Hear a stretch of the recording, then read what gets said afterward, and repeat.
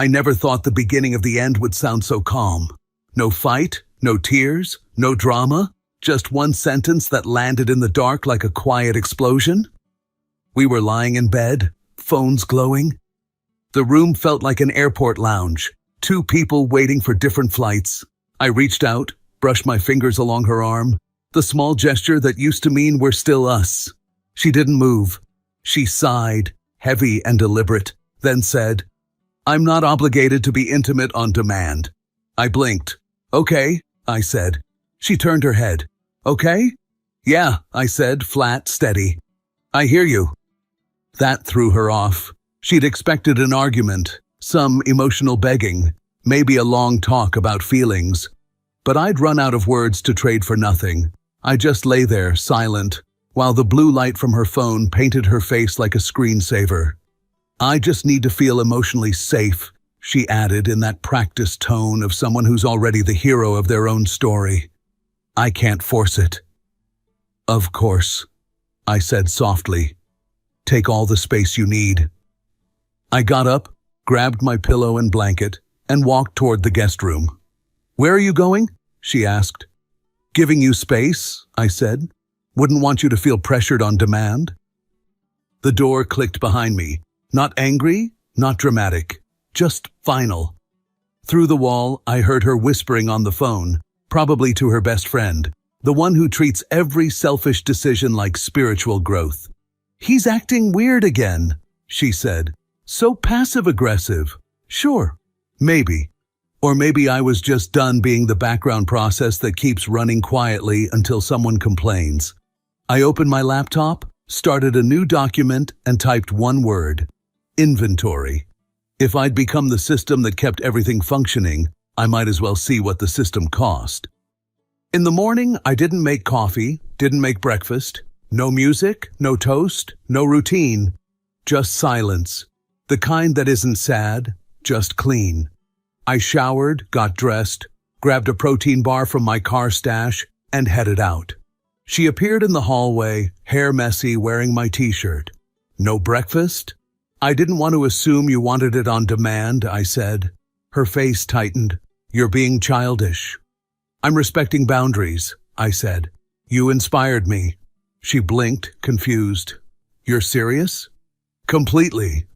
I walked out the door, and for the first time in months, the cold air outside felt lighter than the air inside. At lunch, I went to the bank. The clerk behind the counter looked young enough to still believe in soulmates. "So, you want to open a separate checking account?" he asked. "Yeah, redirect my paycheck there. Keep the joint one open for shared bills." He hesitated. "Does your wife know?"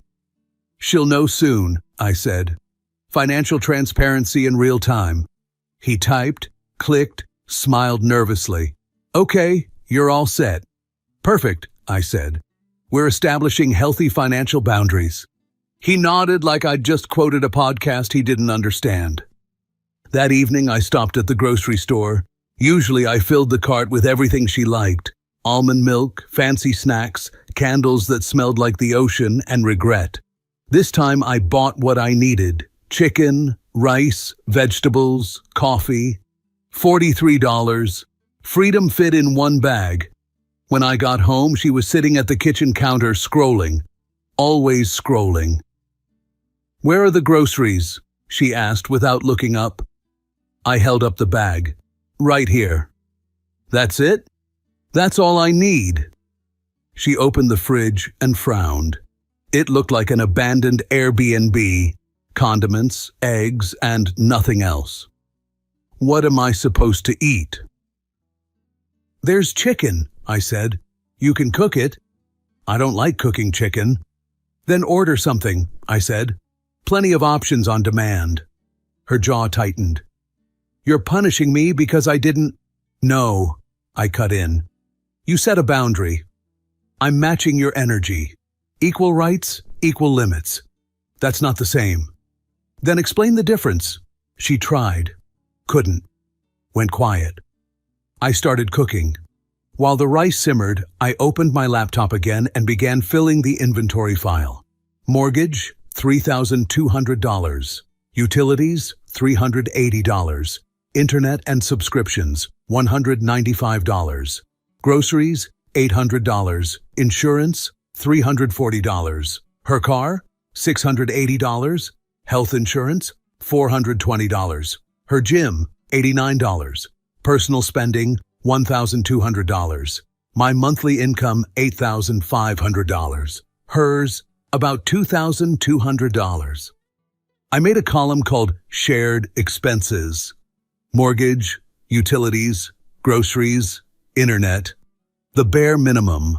Total, around $4,200. Half, $2,100. I set up an automatic transfer for that exact amount. Precise, fair, unemotional. When dinner was ready, she was still sitting there. So you're just doing your own thing now? I'm doing my share, I said. Exactly my share. And I'm supposed to do what? Everything else? Your half, I said. That's how halves work. I already contribute. How? I asked. I buy groceries sometimes. Twice in 6 months, I said. Once it was chips. You're keeping score. No, I'm finally reading the scoreboard. Her face stiffened. I washed my plate and went to the guest room. The quiet wasn't peaceful yet, but it was honest. 2 days later, she called me at work. My card isn't working, she said. Did you check the balance? There's only $1,200 in here. Where's the rest of your paycheck? In my account, I said. I'll transfer half for our shared expenses each month. You can't just do that. I already did. You're unbelievable. I'm predictable, I said. That night, she was waiting for me in the living room, arms crossed, face set to management mode. We need to talk about this. Sure, I said. You're being controlling. Marriage means sharing. I agree. So when do you plan to start? She blinked. I do share. How? I handle the mental load. Like which bills you paid last month? That's not fair. You like doing that stuff. No, I said. I like living in a house that works. Her voice rose. You're doing this because I won't sleep with you. This is because I've been doing everything else, I said, calm. Money, food, chores, decisions. I'm not asking for more than I give. I'm asking for half. She looked away, jaw tight. I can't believe you're doing this. Neither can my spine, I said. It's new for both of us. I rinsed my mug, left it to dry, and went to bed. The next few days were strange. I cooked for one, washed one plate, folded my own laundry. She didn't touch hers. By day 4, the sink looked like a disaster. You're not doing the dishes? She asked. I did mine, I said. This is petty. No, this is fair. She glared. You're impossible. I've been possible for years, I said. You just didn't notice. She stomped off, and I smiled into my coffee. That night, I opened the inventory document and wrote one more line in bold. Boundaries aren't punishment. They're permission to stop pretending. And for the first time in a long time, I didn't feel like a bad husband. I just felt like a man who finally clocked out. By the end of the week, the silence had turned into its own kind of noise. The kind that follows you around the house, asking questions you don't want to answer. She didn't speak to me much, just slammed a few cabinets, sighed in new creative ways, and played the victim in whatever internal movie she was directing. I didn't mind. I had spreadsheets. Numbers were simpler than emotions. They stayed where you put them. But she was getting restless. The first crack appeared when she tried to cook. I walked into the kitchen and found her standing in front of the stove, staring at a raw chicken breast like it had insulted her family. How long do I cook this? She asked. Depends, I said, until it's cooked. You're enjoying this, aren't you? Not really, I said, but I am enjoying the accuracy of equal partnership. She rolled her eyes. You sound like a self-help book written by a divorce lawyer.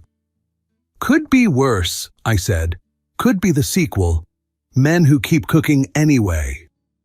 She dropped the spatula, stormed off, and ordered Thai food. Again. 2 days later, the dishwasher drama began. She stared at the sink, full of dishes that looked like an archaeological dig site. So, you're really not going to do these? She asked. I did mine. You used one plate. Efficiency, I said. This is insane, she muttered. No, I said. It's math. She glared at me, opened her mouth, closed it again, then walked off mumbling something about toxic masculinity, which, if we're being honest, is what people call accountability when they don't like it. I didn't respond. I'd realized something crucial. Silence is louder when you've earned it. By the end of week 2, the house started to look like a failed experiment.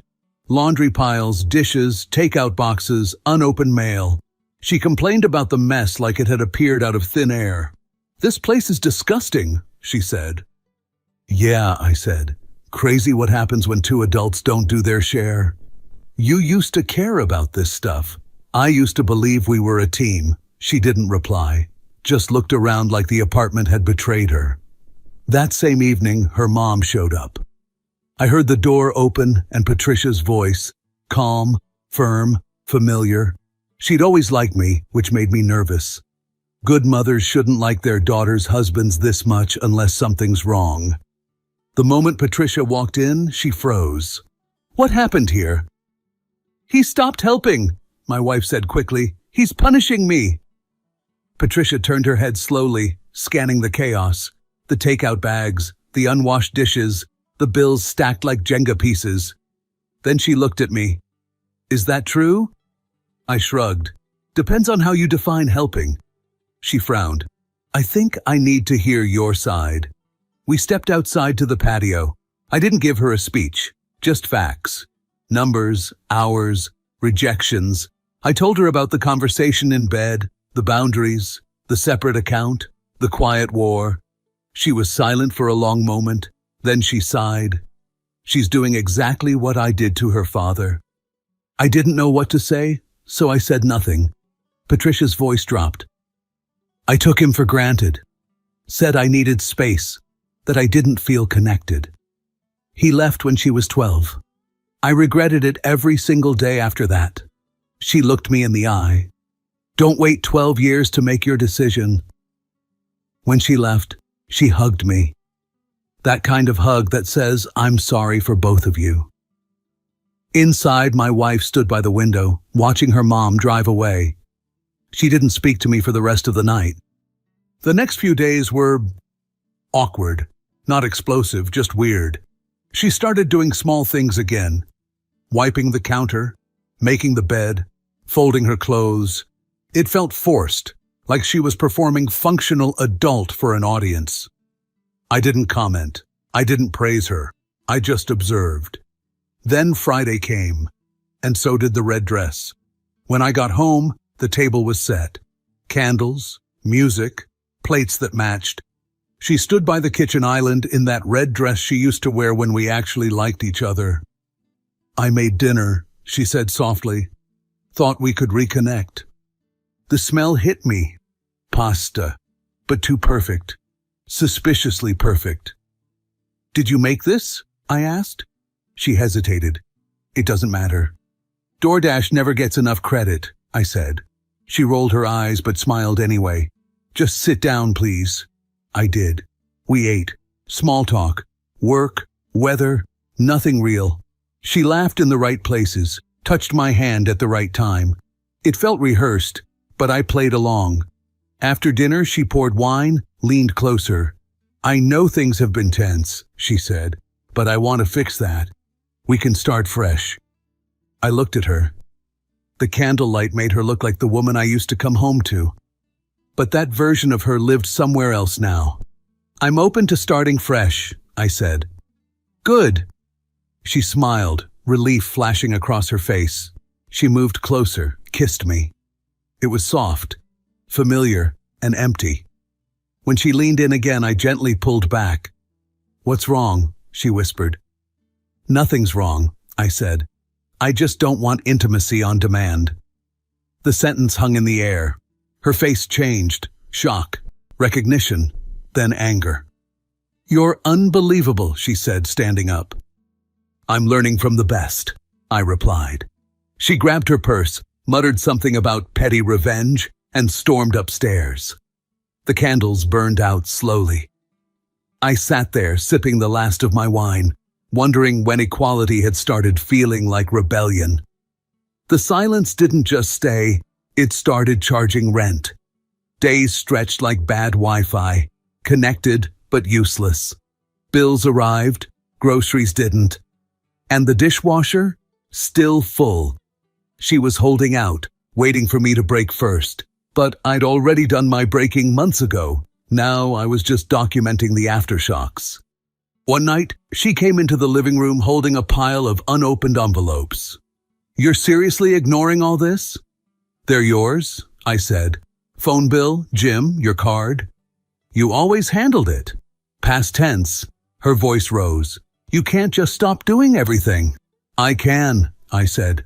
"I just did." "Equality is thrilling, isn't it?" She glared. "You sound like a podcast nobody asked for." "Good. At least I'm finally being heard." 3 days later, her car refused to start. I was in the kitchen making coffee when she appeared in the doorway, like a ghost from a warranty commercial. "The car's dead. Condolences. Can you help me?" "I did," I said. "For 6 years. I mean now. Call a mechanic." "Which one?" "The one in your phone. Or Google." She stared at me as if I'd started speaking ancient Latin. Eventually, she called a random shop, overpaid by at least $100, and came back furious. "You could have told me which mechanic we use." "You said we." "I'm honored. You're impossible." "Maybe, but I'm also off the payroll."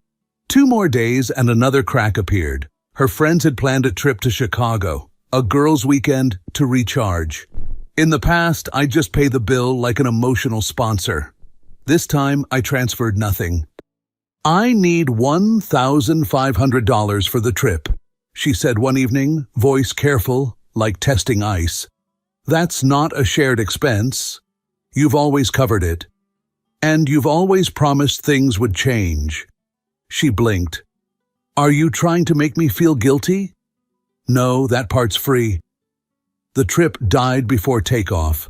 She canceled, complained about controlling men in the group chat, and spent the weekend watching crime documentaries about women who killed their husbands.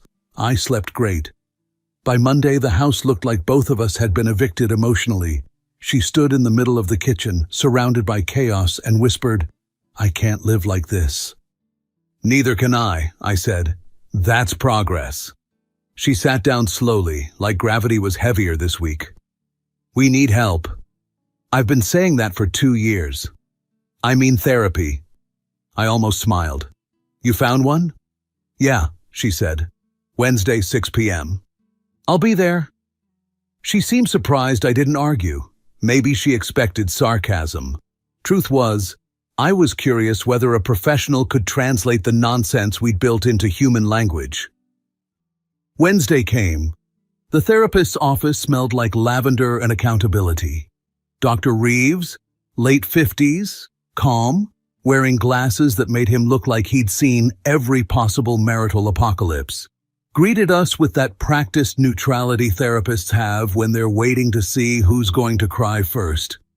We sat on opposite ends of the couch. Classic. He looked between us. "So, what brings you here?" She jumped in first. "He's emotionally distant, controlling, and retaliates when I set boundaries." I almost clapped. "Great opening." "Your turn," Doc Reeves lifted a hand. "Let's hear from both sides before we label anything." "Fair," I said. "Here's mine. I spent years doing everything. Work, money, food, house, while being told my needs were inconvenient. I finally stopped volunteering. Apparently, that's abuse now." She shot me a look. "You're twisting it." "I'm quoting it," I said. Reeves nodded slowly.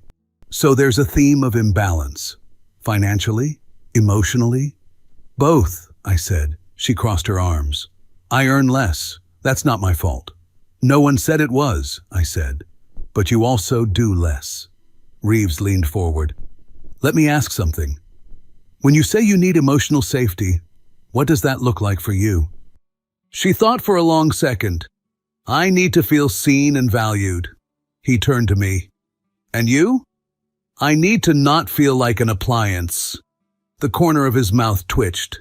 That's fair. For a minute, nobody spoke. Then he asked, have either of you actually measured what each person contributes to the household? Yes, I said. Spreadsheet? Color-coded? Want a copy? He blinked. You did that? I had time. The house stopped functioning. Data filled the void. My wife groaned. He made a chart of our marriage. I made a chart of reality, I said. Reeves raised a hand. Let's not mock that. Sometimes facts clarify emotions. He looked at her again. Do you think he's being unfair by asking for equal effort? She hesitated. It just feels cold. Transactional. Maybe, I said. But love doesn't erase rent or laundry. Reeves smiled faintly. That's a quotable one. She stared at me, frustrated. So what? You want everything split 50-50 like roommates? I want partnership, I said. If that means 50-50 to start, great. At least then we'll both see the scoreboard. Reeves nodded. That could be an experiment. For 6 months, try a 50-50 approach. Financial, chores, time. Keep it structured. Her jaw dropped. Wait, you're siding with him? I'm not taking sides, Reeves said calmly. I'm suggesting data instead of assumptions. It's temporary. After 6 months, we'll review how it feels. I looked at her. What do you think? She exhaled, staring at the carpet. Fine. 6 months. But if this ruins us? It won't, I said. It'll just show what's already true. Reeves scribbled notes. Good. Ground rule. No punishment, no sarcasm. I nodded. She gave a tight smile that said she'd already planned exceptions. The first week of the experiment was almost cute. She paid half the bills on time, cooked twice, even vacuumed. I didn't gloat, okay, not out loud. But by week 2, the cracks started showing. She forgot to pay the internet bill. Claimed she didn't know the login. I forwarded her the email. She didn't reply. By week 3, the grocery situation got creative. She came home with 1 bag of lettuce, a candle, and 3 bottles of wine. Is this dinner or a seance? I asked. Maybe both, she said. You can cook the lettuce if you're hungry. We both laughed, but hers sounded brittle. She started showing up late to work, complained she was exhausted, that life suddenly felt too heavy. I didn't say welcome to adulthood. I'm not completely heartless. One night she sat on the couch looking at our shared expense list, shaking her head. I don't get it, she said. I used to have money left over. Now I'm broke. That's because you're seeing what it costs to live, I said. I've been broke on your behalf for years. She didn't laugh, just stared at the numbers like they were written in another language. At the next therapy session, Reeves asked, How's the 50-50 experiment going? She gave a humorless laugh. Awful. I feel like I'm drowning. And you? He asked me. Peaceful, I said. But I do miss the sound of being unappreciated. Reeves smiled politely. So, why do you think it feels awful? She sighed. Because everything's on me now. He raised an eyebrow. Isn't that what he used to say? She looked at him, then at me. Something in her face cracked. Not anger this time, realization. For a long second, she didn't speak. Then quietly, I didn't know how much he did. I didn't gloat. For once, I just sat there, hands folded. Reeves nodded. That's what balance reveals. The weight is equal now. It just feels heavier when you've never carried it. She looked at me again, eyes tired. So what happens now? That's the question, I said. We see if equality builds empathy or just statistics. Reeves wrote something down. Let's give it another month. Focus less on numbers, more on communication. Equality isn't arithmetic, it's awareness. We nodded. The session ended quietly. Walking to the car, she said, almost to herself, It's weird. I thought having control would make me happy. Yeah, I said. Turns out control's heavy too. She smiled. Small, sad, real. It wasn't forgiveness, but it was the first honest moment we'd shared in a long time. By the third month, the 50-50 experiment had turned into a crash course in adulthood, mostly for her. The thrill of independence wore off somewhere between her third overdue payment and the day she realized soy candles couldn't replace dinner. The numbers didn't lie, but they also didn't heal. We lived in the same house like co-workers who accidentally shared an apartment. No fights, no laughter, just task management. And beneath that, exhaustion. Hers, mine, ours. One night she sat at the kitchen table with her laptop, surrounded by bills. "I hate this," she said. "The spreadsheet or life?" I asked. "Both," she muttered. "I thought equality would make things feel fair. It just makes everything feel mechanical." I leaned against the counter. "Fairness isn't romantic. It's just the absence of resentment." She looked up, tired but curious. "You practiced that line?" "Only in my head since 2021. She almost smiled, then rubbed her temples. "I miss when things felt easy." "They were never easy," I said. "You just didn't see the gears turning?" That shut her up for a while. She looked around the kitchen, spotless, but not warm. "Do you ever miss me?" she asked quietly. "Every day," I said. "But I don't miss how it felt to be invisible." She didn't answer, just nodded, like she understood more than she wanted to admit. By the end of month 4, the tension shifted from anger to fatigue. We weren't fighting anymore. We were just tired of pretending this version of us worked. Then one night, the inevitable happened. She forgot to transfer her half of the mortgage. I got the notification at midnight. I didn't say anything right away, but the next morning she found me at the table staring at the email. "Don't," she said. "Please, don't start." "I wasn't going to," I said. "Yes, you were." I sighed. "I was going to ask if you needed help." She blinked, caught off guard. "What?" I said, "Do you need help?" She sat down slowly, hands shaking a little. "I can't do this, Zach. I thought I could, but I can't." "I know," I said. "That's the point of an experiment. You see what's sustainable?" Tears started gathering at the corners of her eyes, but she didn't cry, not yet. "You must hate me." "No," I said. "If I hated you, I wouldn't still be here. I'm just done being the only adult in the room." She wiped her face. "You think I don't know I screwed this up?" "I think you avoided knowing," I said softly. She nodded slowly, looking small for the first time in years. "You deserve better than the version of me you got." I didn't have a sarcastic reply for that one. It hit too close. After a long silence, I said, "We've got another session with Reeves on Friday. Let's see it through, then decide." She nodded.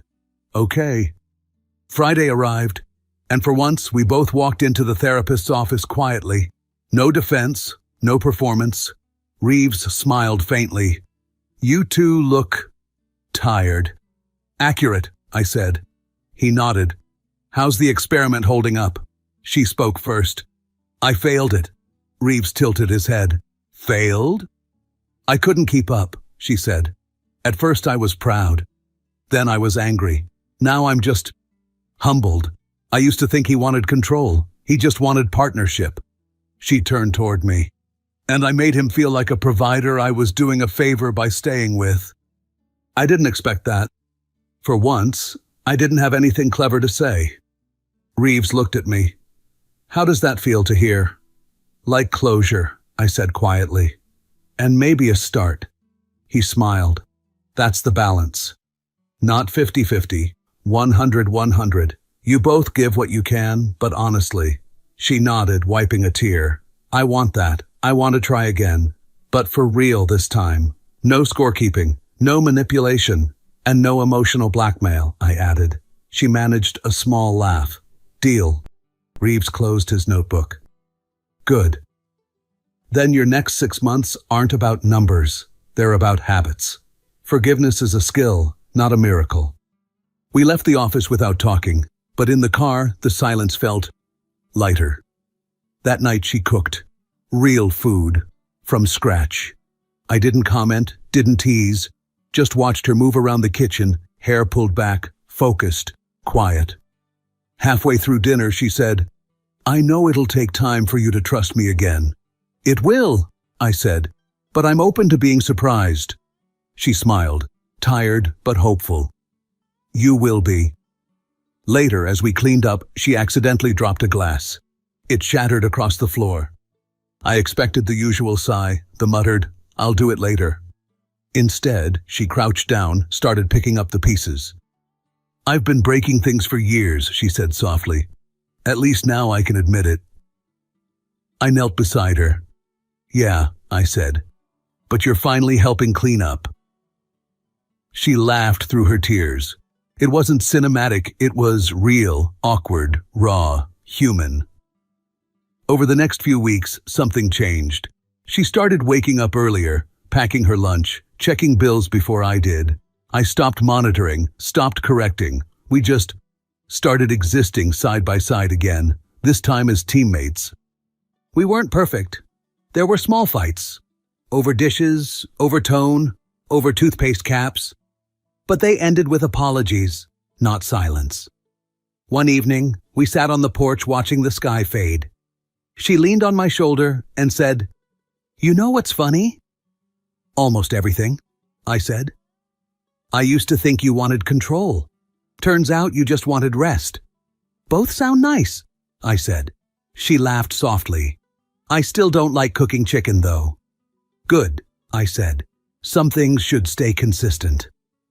We sat there quietly, and for the first time in a long time, the silence didn't feel like a threat. It felt like peace. The kind you earn, not the kind you demand. A few weeks later, Dr. Reeves emailed us a follow-up questionnaire. One of the questions read, "What's the biggest lesson you've learned?" I wrote, "That equality without empathy is just division." She wrote, "That love isn't proven by who sacrifices more, but by who finally listens." And somehow, that felt like the closest thing to victory either of us had ever achieved. We didn't win, we didn't lose. We just stopped keeping score and started playing for the same team again. It's been 6 months since therapy. The balance sheet turned into something better. Quiet cooperation. We still argue, sure, but it doesn't feel like war anymore. It feels like life. We've learned each other's rhythms again. She doesn't talk about emotional safety like it's a slogan now. She just reaches for my hand when things get hard. And I don't keep mental tabs. I just breathe easier knowing she's trying too. One night we were doing dishes side by side, the house finally calm. She looked over and smiled, the kind of tired, real smile that says we made it through something. I dried my hands, glanced at her and said, "So, how's our new policy on intimacy on demand?" She laughed softly. "I'd say it's been replaced with intimacy by choice." "Good," I said. "I like this version better." We stood there for a while in that easy silence. Not forced, not tense. Just simple. And for the first time in a long time, it didn't feel like I was fighting to be loved. It felt like I was finally home. If you felt this story hit hard, drop a like, subscribe for more, and share your thoughts in the comments. Your support keeps Steelheart beating.